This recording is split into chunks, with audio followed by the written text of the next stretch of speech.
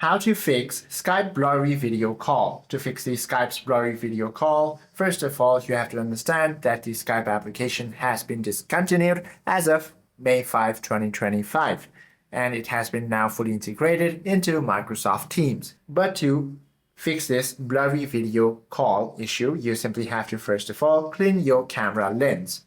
You simply have to take a soft cloth and wipe down the camera glass, and also avoid using harsh clothes or your shirt, which can smudge oil further or scratch the delicate lens coating.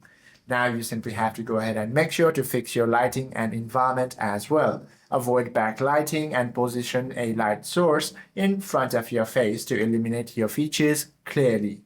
Now also try to turn off the low bandwidth mode.